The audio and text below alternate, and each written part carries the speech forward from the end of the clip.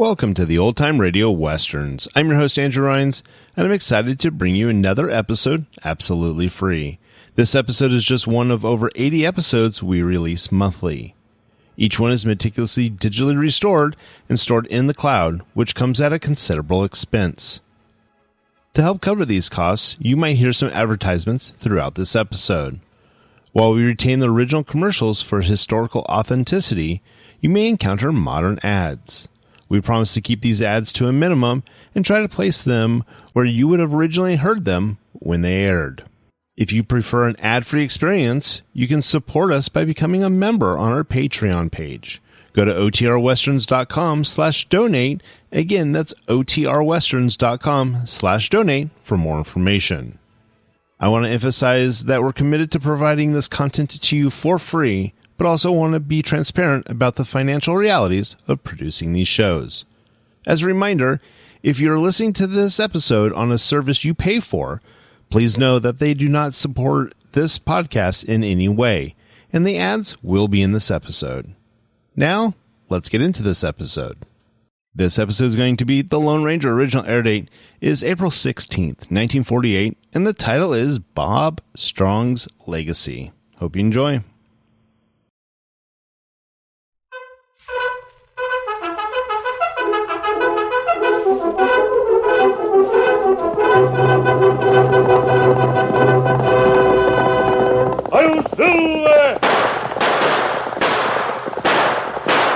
A fiery horse with the speed of light, a cloud of dust, and a hearty hi-yo, Silver, the Lone Ranger.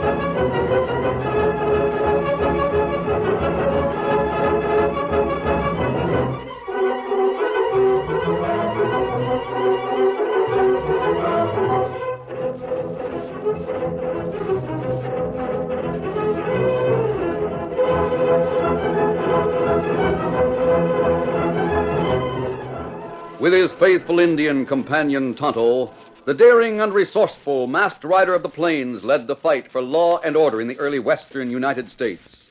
Nowhere in the pages of history can one find a greater champion of justice.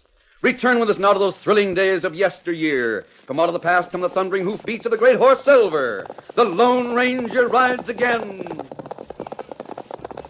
Come on, Silver! Let's go, big fellow! Hi-yo, Silver! Hi!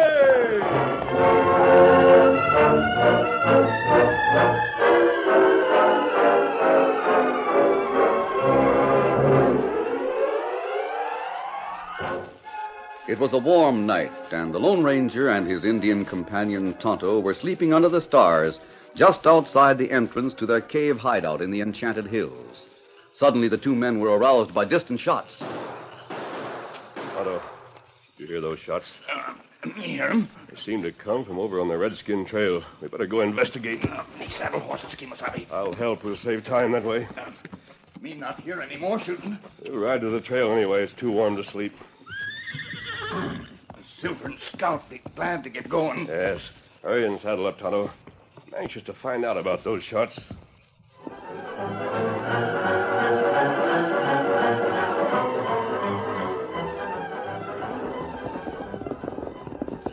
Me not see anything yet. Maybe we ride in wrong direction. Seems to me those shots came up this way. You say it could be that we...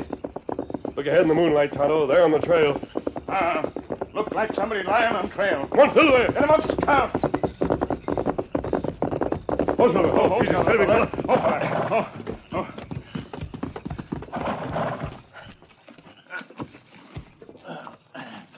Oh, him young fella. Me not know him. Is he still alive, Tonto? But him hurt plenty bad. Him unconscious. Bullet wound in his back. We'll apply bandages, and we'll take him back to camp with us. His horse must have run away. That's right. All right, Tonto, let's get busy.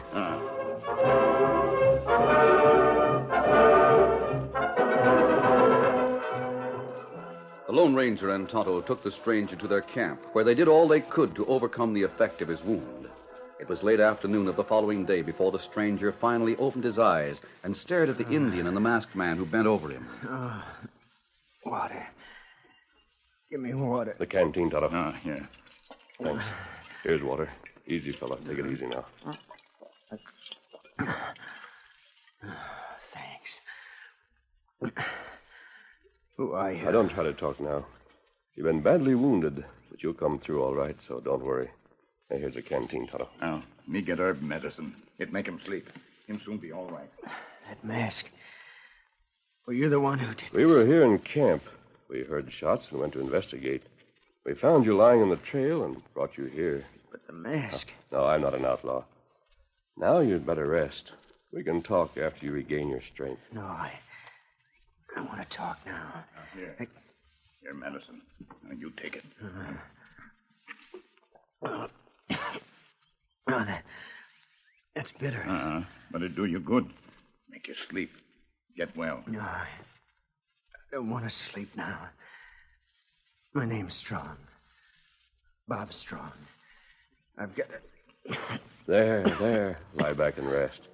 When you have more strength, Bob, we'll have a long talk. Right now, you'd better sleep.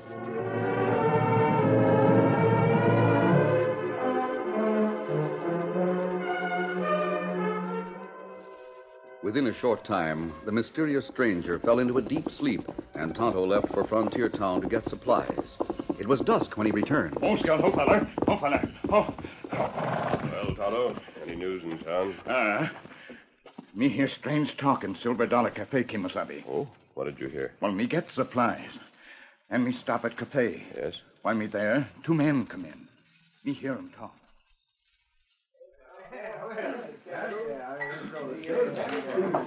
Well, here comes Lawyer Jim Masters from Clifton. How are you, Jim? Coming to Frontier Town to start a law business? Hello, Jed. Lawyer Westcott and Judge Knott have the law practice tied up here in front town. Oh, this is a young client of mine, Jed. Meet Bob Strong. I'm glad to know you, Jed. Same here. Going to sue somebody in town, maybe? No, nothing like that. Bob is from St. Louis. He inherited a mine out near the Enchanted Hills. That's right. My uncle, old Silas Strong, left it to me. Well, that's fine. Recollect old Silas. Used to live in that old miner's shack out in the hills. That's right. I have a syndicate that wants to buy that mine. We're here to straighten things out with Judge Knott. He handled Silas's affairs. It sounds like you stand to get a lot of money, young fella. That's right. He will as soon as things are settled. Come on, have a drink with us. Well, I don't mind if I do. 3 drinks, barkeep. Right. We'll celebrate Bob's good fortune. He's a mighty lucky young fella. You can bet on that. Them have several drinks. Then them leave cafe. Me come tell news right way. The young stranger we found said his name is Bob Strong. That's right. We'll go see if he's awake and question him. Come on, Tonto. I was just going to call for you. I feel much better. Well, that's good, Bob. Perhaps we can talk now. Oh, yes, I want to. Can you tell us anything about what happened last night? I was on the way to my uncle's mining shack out near here. I'm from St. Louis. I see. Go on. On the train out here, I met a lawyer by the name of Masters. He was leaving the train at Frontier Town and taking the stage to a town called Clifton. That man me hear talking tongue, Kimasabi. Yes, Tonto.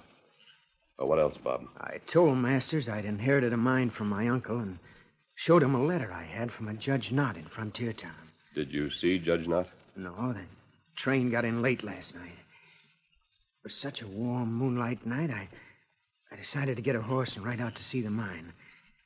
In fact, Masters suggested that I do it. That's interesting. Masters got me a horse and told me to join him at the hotel when I got back. He was to leave on the afternoon stage for Clifton. Masters didn't leave on the stage. He's still in Frontier Town, Bob. Well, what about the shooting? I don't know. I was riding along, and suddenly several shots rang out. That's all I remember.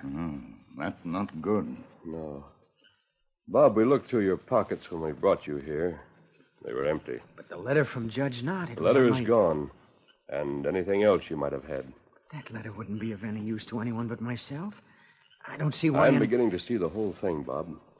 Tonto just returned from Frontier Town. Masters is there introducing another man around under your name. Under my name? But why should Masters probably thinks you're dead. I believe he was the one who shot you last night to get that letter and your other credentials. Masters? But why he would can pass off the other man as Bob Strong to Judge Knott. The judge will turn over the mine to him. Then they'll sell out to a syndicate and skip with the money. I won't let him get away with it. Take it easy. I'll get to town and see Judge Take Knott. it easy, Bob. Take it easy. The judge doesn't know you by sight, does he? No. Nobody out here knows me. That's what I thought. The man with Masters has all your credentials and that letter. But I can't let him get away with it. There's just more can't. to it than proving your identity to get the mine. We have to prove, too, that Masters deliberately tried to kill you. I know Judge Knott, Bob. I have a plan that may make Masters and the imposter working with him show themselves up for what they are. What can you do? Take it easy and leave things to Tonto and me. We'll let Masters have a bit of leeway for a day or so. Then we'll put my plan into effect. Meantime, Lawyer Masters and Bill Myers, the man who was posing as Bob Strong, left the Silver Dollar Cafe and went to Judge Knott's office. Well, good afternoon, gentlemen. What can I do for you? I'm Lawyer Masters from Clifton, Judge. I've come with my young client, Bob Strong. Well, so this is Bob Strong, huh? Yeah. Glad to meet you, young fella. Thank you, Judge. Have chairs, won't you? Thanks.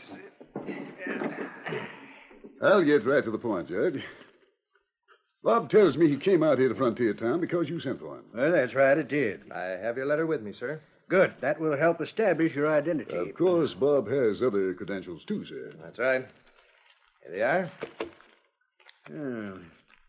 These seem to be proof enough that you're Bob Strong. Then you're prepared to settle things with Bob this afternoon, perhaps? Well, now, I was just about getting ready to go home to supper. If you come around tomorrow afternoon, we'll get things settled once for all. All right, Judge. Bob and I will come back tomorrow about 2 o'clock. Yeah, that'll be fine. See you both at 2, then.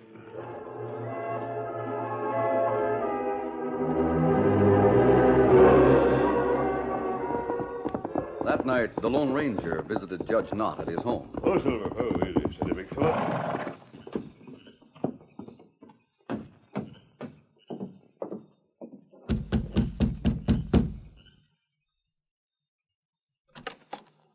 Good evening, Judge Knott. Oh, it's my friend, the masked man. Good evening. Come right in. Thank you. Yeah, sit down, sir.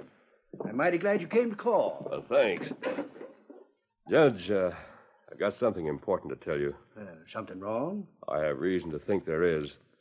Did a young man who called himself Bob Strong come to see you today? Oh, yes, he did. Brought a lawyer with him. Judge, I feel certain he's an imposter. An imposter? He showed me plenty of credentials and all. What makes you think that? There's a young fellow at our camp. He was shot from ambush last night. I'm sure he's Bob Strong. Well, now, I'm not one to ever doubt your word, but the credentials that young fellow showed to me prove beyond a doubt that he's the one. I realize that's about all you have to go on, Judge. But the young fellow at our camp told us his name before we knew of the man that lawyer brought into your office. Yeah, of course, he could have heard about Bob Strong coming out here and the reason for his trip. Now, listen a minute, Judge. Does it sound reasonable to you that a man who's been shot from ambush and who has absolutely no identification of any kind with him would attempt to pass himself off as Bob Strong to get the legacy? Well, now, you really got a point there. You're really convinced, then, that Master's client is the imposter in this case? If I weren't convinced of it, I wouldn't have come to you about it, Judge. Well, I see. In that case, I'll hold up settlement of the affair till we can get description of the real Bob Strong telegraphed from St. Louis from some of his friends. We can do that, of course. But I have a plan I'd like to put into effect in order to prove that the two men who came to see you were responsible for the attempt on Bob Strong's life last night. What? Why, they're coming back to see me tomorrow at 2 o'clock. Good. I'll need your help to carry out the plan I have in mind. Why, of course. You know I'll do what I can to see that justice is done. What's your plan? Now, listen closely, Judge. I'll tell you exactly what to tell them when they come in to see you tomorrow.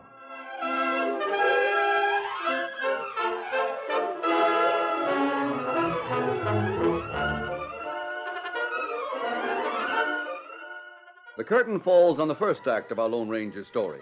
Before the next exciting scenes, please permit us to pause for just a few moments.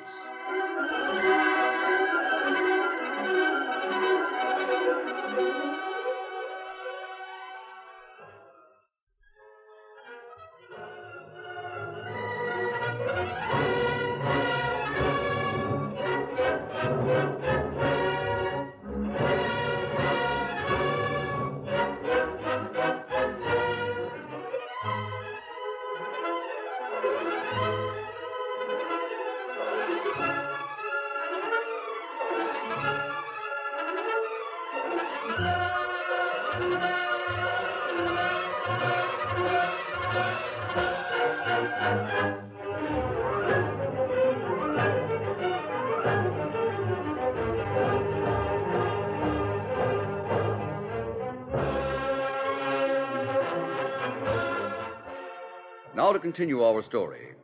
Promptly at 2 o'clock the next day, Lawyer Masters and Bill Myers arrived at the judge's office. Well, here we are, Judge. Yeah, so I see.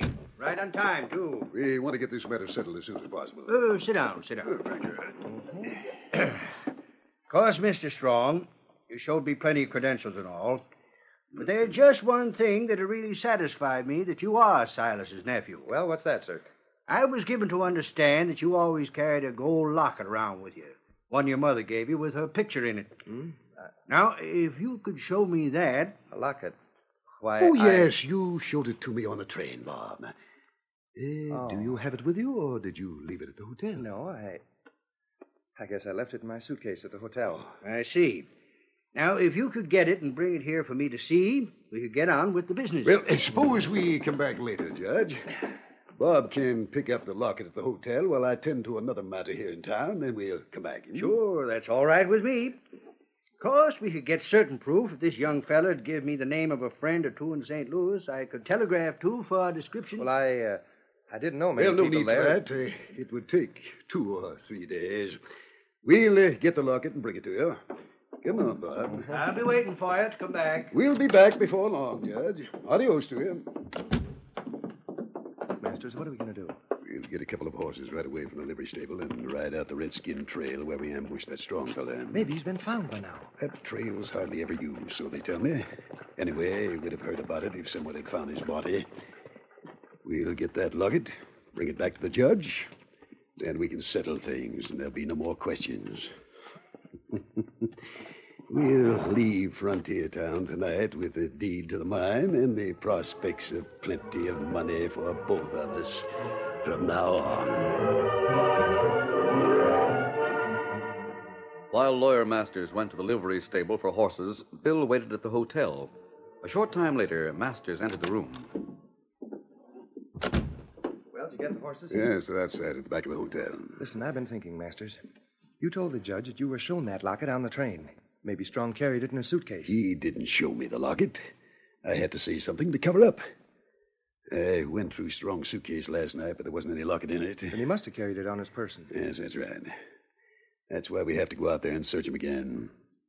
I thought I went through his pockets thoroughly, but I must have missed it. It's funny to me that the judge wants to see that, considering all the credentials of Strong's that we showed him. Judge Knott has strange ideas sometimes, I hear. I guess old Silas mentioned the locket to him, and he thought that would be a good check on your identity. Well, what if we don't find it? We'll be in trouble if he checks with Strong's friends back east. I have a couple of friends in St. Louis. If we don't find the locket, I'll wire them tonight. Then you can give the judge their names. They'll telegraph you a description to him. Now stop worrying. I've planned all this carefully, and I've covered every angle. You're a smart one, all right. Thanks. We have a lot at stake. Now, come on. We'll get the horses and ride out to search Strong for that locket.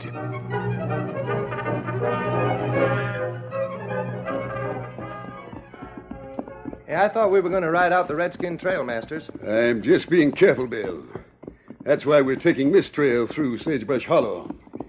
I want to be sure we aren't followed from town. Say, do you think somebody might follow us? No reason why they should. But as I said, it pays to be careful. We'll swing over to the Redskin Trail and come down from the other direction to the place where we left Strong. Well, I'm kind of worried. I thought the judge had settled things right away. Now, stop worrying. Just leave everything to me. We'll convince him that you're Bob Strong. You can be sure of that. Now, let's get a move on. Get up there. Get up there.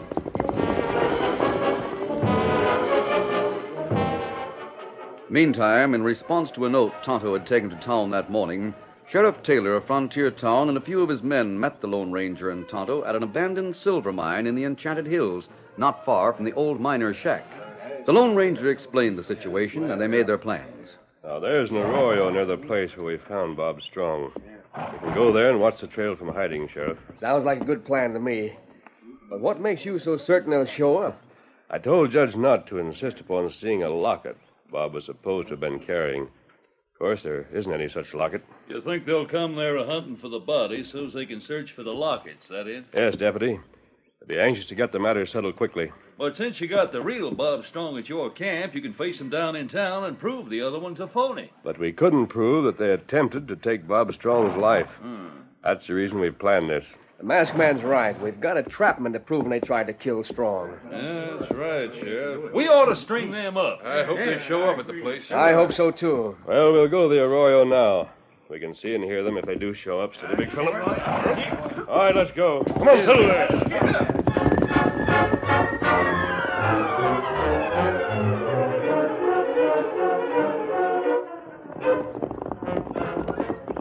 Pull up a bit. Easy, Steady, easy, boys, boy, steady. easy. The place where Strong fell is just around this bend. Sure hope we can get that locket. Yeah, so do I. It'll... Say, looks like the body is gone. Somebody must have found him. Are you sure that's where he was? Yes. We hid out in that clump of trees to the left, you remember? Yeah, that's right. Oh, there. Oh. He's gone, all right. Say, look, do you think it's safe for us to go back to Frontier Town? They must have taken Strong there to the coroner's office. Why shouldn't it be safe? Nobody can prove we shot him. He'll just be a stranger, that's all. He isn't known at all in town, and we took all of his identification after we shot him. Well, I guess we might as well start back the way You're we not came. going anywhere, Masters. Get your hands up. Look, in the arroyo. A masked man and several men with him. We heard every word you said. We're taking you back with us. You're not taking me. Get up there. Master, wait! He's getting away. Got him down. Oh, he missed him. Sheriff, you and your men hold on to this one. I'm going after Masters. Right. Come on, settle there. Though Masters had a slight head start and was heading into Sagebrush Hollow, Silver, his great muscles gleaming in the sunlight, sprang forward at his master's call and raced after the fleeing crook. The Lone Ranger urged him onward with a ringing cry. Come on, settle there. Faster, boy.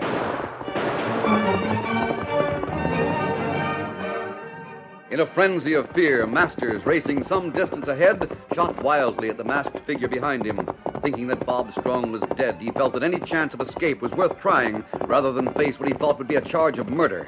Glancing back over his shoulder once more, he saw that the Lone Ranger had gained ground and was gradually closing up on him. He raised his gun and fired again. Missed him. My gun's empty. I'll swing off the trail into the sagebrush. Get up, fella. Come back. There's quicksand. He says there's quicksand. Run out. It's a trick. Hurry up there. Faster. I'll get it.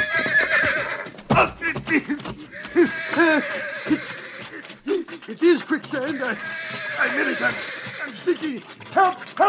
Hold your horse. Here. That's the end of my leg. Quick.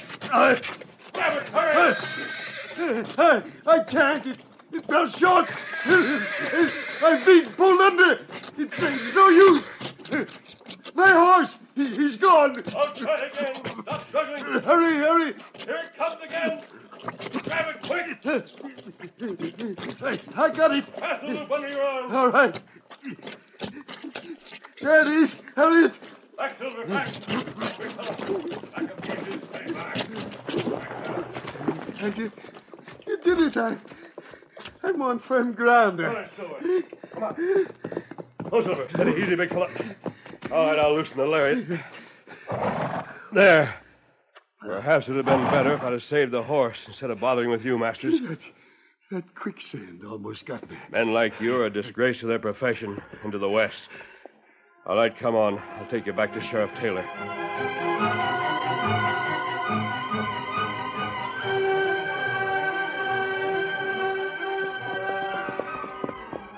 A short time later, the Lone Ranger, with Masters on Silver with him, rode up to Sheriff Taylor and his men who were waiting with the other crook. Oh, Silver, hold on. I see you caught him, mister. Good work. Looks like you dunked him in the mud. Steady, big fella, easy a minute. Get down, Masters. All right. Hey, where's his horse? Masters rode into quicksand in Sagebrush Hollow, Sheriff. His horse is gone. I pulled Masters out. Should have let him go under, mister. He wasn't worth saving. The law will deal with him for what he's done. Both of us fired strong. You can't prove which one of us actually killed him. For a lawyer, you don't seem to know too much, Masters.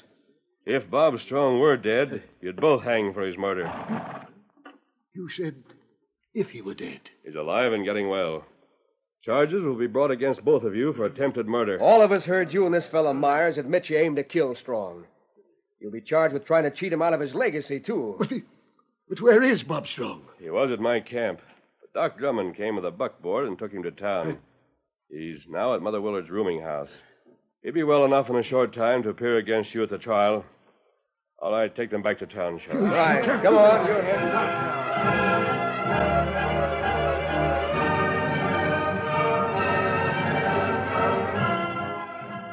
That night, in Bob Strong's room at Mother Willard's rooming house in Frontier Town, Sheriff Taylor and Judge Knott, with the Lone Ranger, stood beside the young man's bed. Well, young fella, looks like things have turned out all right for you after all. Doc Drummond says I'll be up and around in a week. We'll come over tomorrow and settle your Uncle Silas's estate with you, Bob. Masters said there was a syndicate that wanted to buy the mine. That's why I trusted I happen to know there is a group that wants it. You can get a good, honest lawyer like Lawyer Westcott to handle the deal for you. And you'll wind up with a good sum of money. You can take it and go back to St. Louis and set yourself up in business, young fella. No, I'm going to settle down in Frontier Town. I like it out here. I'm glad you feel that way about it, Bob. We need sincere young men out here to help build the West. Well, Tonto's waiting outside for me, so I'll go along now. I'll see you again soon. Adios. Good night, Good night. Good night. Well, Bob, there goes a mighty fine friend to have. He saved your life, according to the doc. He even turned around and saved the ornery critter who tried to cheat and kill you. Yes, and he straightened things out for me, too. He believes in helping folks and saving folks' lives, not in killing like so many others out here. He's done more for the West than any other one man I know. You're right, Judge. It's funny, but even though I was at his camp, I still don't know who he is. Nobody rightly knows, Bob. But you can take it from me. When the Lone Ranger's on your side, you really got a friend you can always depend on. He's the finest hombre I know, barring none.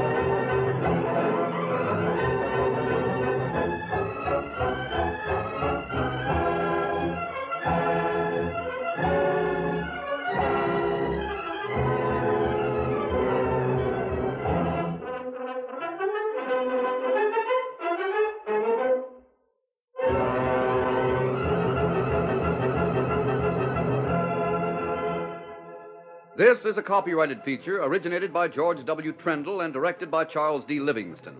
The part of the Lone Ranger is played by Brace Beamer.